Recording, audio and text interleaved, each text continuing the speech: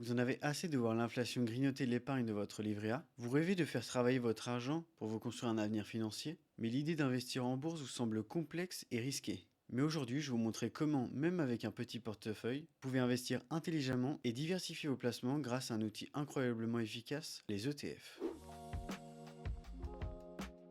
Parce que c'est l'un des moyens les plus puissants pour faire travailler votre argent sur le long terme et de potentiellement battre l'inflation. Mais attention, soyons clairs dès le départ. Investir en bourse comporte toujours des risques. On peut gagner mais aussi perdre de l'argent. L'objectif de cette vidéo n'est pas de vous donner un conseil en investissement, mais de vous donner des connaissances pour que vous fassiez des choix éclairés et à construire votre propre stratégie. Avant de commencer, parlons d'un point essentiel. L'investissement en bourse est une stratégie sur le long terme de plus de 10 ans. Il ne faut donc jamais y mettre l'argent dont vous auriez besoin à court terme. C'est là que l'épargne sécurisée comme le livret A devient indispensable. Son rôle est de vous permettre de faire face aux imprévus et aux dépenses courantes. La règle d'or est d'y placer entre 3 et 9 mois de dépenses mensuelles. Donc si vous dépensez 1200 euros par mois, cela représente entre 3600 et 10 600 euros. L'objectif est simple, avoir une sécurité financière qui vous permet de dormir sur vos deux oreilles avant d'investir en bourse. La bonne nouvelle, c'est que les ETF dont nous allons parler aujourd'hui sont particulièrement adaptés aux petits portefeuilles et à l'investisseur français.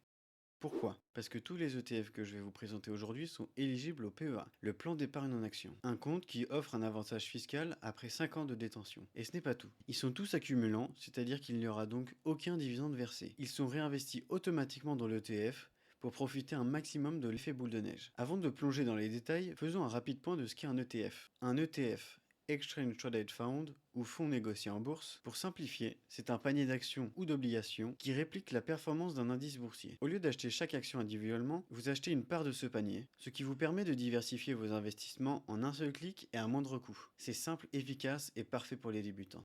Dites-moi en commentaire si vous voulez que je fasse une vidéo plus approfondie sur le PEA ou les ETF. Et en fin de vidéo, je vous présenterai ce que j'ai envie de faire sur cette chaîne YouTube, donc restez jusqu'à la fin et donnez-moi vos avis. Bonjour, je suis Alexis, nous allons ensemble explorer les ETF suivants, le MSCI World, le S&P 500 et le Nasdaq 100. Et dans les prochaines vidéos, je ferai une sélection sur les ETF européens et les marchés émergents. C'est parti. Commençons par le mastodonte MSCI World.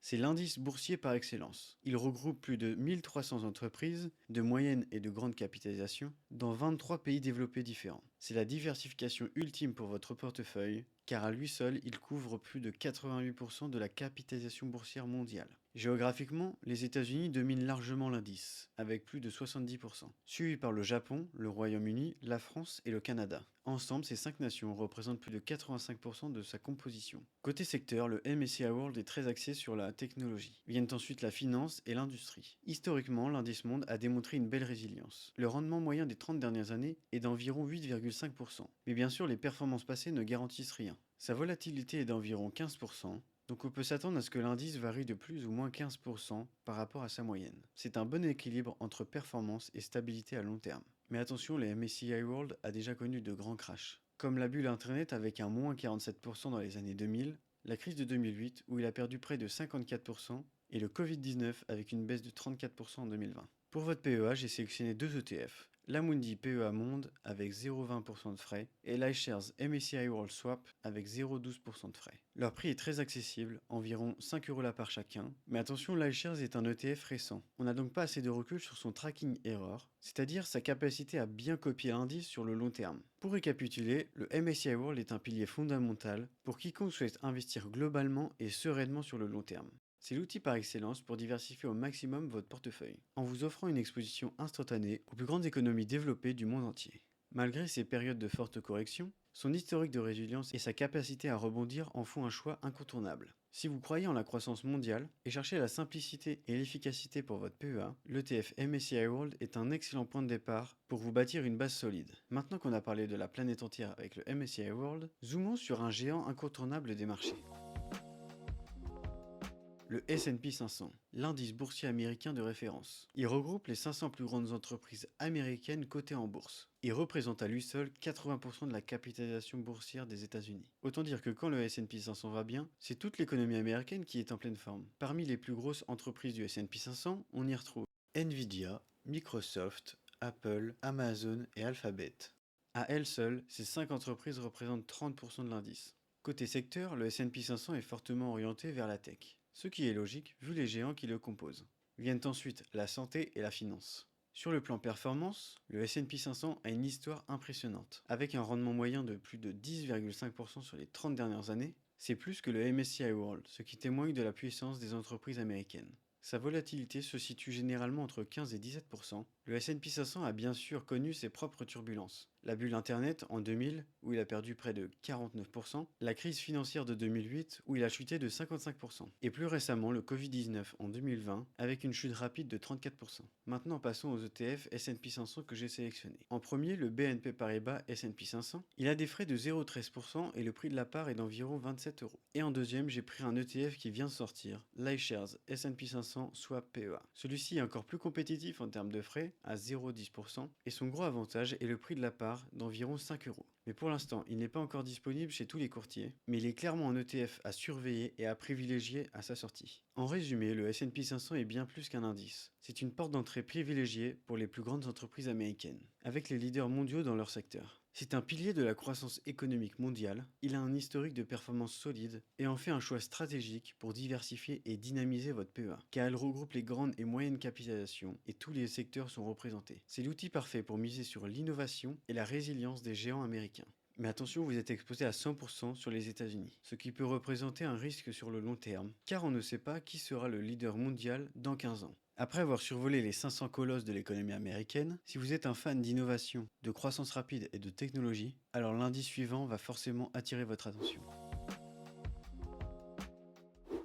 Je parle bien sûr du Nasdaq 100, l'indice des entreprises qui façonnent notre quotidien et peut-être notre avenir. C'est un indice boursier américain qui regroupe les 100 entreprises non financières cotées au Nasdaq. Il est très majoritairement axé sur la technologie, on le verra dans l'analyse sectorielle. Sans surprise, on retrouve encore les big tech qui dominent le monde mais avec des proportions bien plus importantes. On y retrouve Nvidia, Microsoft, Apple, Amazon et Meta. Rien qu'à elles seules, elles représentent plus de 52% du Nasdaq. Oui, vous avez bien entendu, plus de la moitié de l'indice repose sur ces quelques valeurs. Cela montre la concentration extrême de l'indice et explique en partie ses performances, mais aussi sa volatilité. Côté secteur, aucune surprise. Le Nasdaq 100 est très fortement orienté vers la technologie à 62%. C'est sa marque de fabrique. On retrouve ensuite la consommation discrétionnaire et la santé. Sur le plan performance, le Nasdaq 100 affiche des performances incroyables. Un rendement moyen de 16% par an sur les 30 dernières années. Mais cette performance s'accompagne d'une volatilité plus élevée, d'environ 20 à 25%. Ce n'est pas pour les cœurs fragiles, mais c'est le revers de la médaille pour le potentiel de croissance décuplé. Maintenant, allons voir les précédentes corrections. Accrochez-vous. La célèbre bulle Internet de 2000, où il a chuté d'environ 80%. Si vous aviez investi 5000 euros, vous auriez plus que 1000 euros après le crash. La crise financière de 2008, avec une perte de 50%, et le Covid-19 en 2020, avec une baisse rapide de 30%. Pour investir sur le Nasdaq via votre PEA,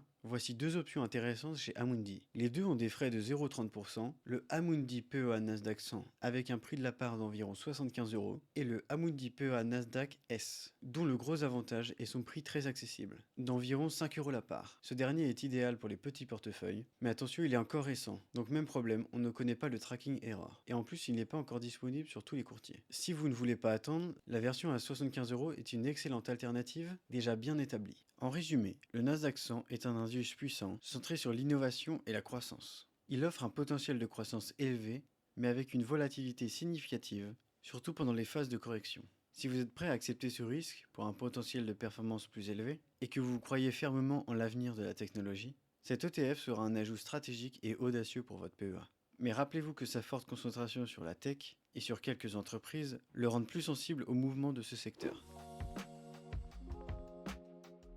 Vous l'avez compris, que ce soit le MSCI World pour avoir une diversification planétaire, le S&P 500 pour miser sur les géants américains, ou le Nasdaq 100 pour la croissance fulgurante de la tech. Chacun de ces ETF a sa place et son rôle à jouer, selon votre appétit au risque et à vos convictions. Rappelez-vous l'importance de combiner votre épargne sécurisée pour vos besoins à court terme et d'utiliser la bourse pour vos objectifs à long terme, idéalement au-delà de 10 ans. C'est cette complémentarité qui vous apportera sérénité et performance. Les ETF rendent l'investissement simple, accessible et diversifié, même pour les débutants. Mais attention, n'allez pas croire que vous allez devenir millionnaire avec 100 euros par mois, même sur 30 ans. Le plus important est d'investir en soi et dans ses compétences pour pour avoir de meilleurs revenus et ainsi investir plus. Car si vous arrivez à mettre 100 ou 200 euros en plus chaque mois, la différence sera colossale. Si cette vidéo vous a aidé à simplifier l'investissement et les ETF, n'hésite pas à la liker et à vous abonner pour ne louper aucune de mes prochaines vidéos. Et surtout, laisse-moi un commentaire de votre stratégie ou de votre future stratégie. Et si vous voulez que j'aille plus en profondeur sur les ETF ou le PEA ou n'importe quel autre sujet d'investissement, n'hésite pas à me le dire. Pour finir, j'aimerais vous partager la vision de cette chaîne.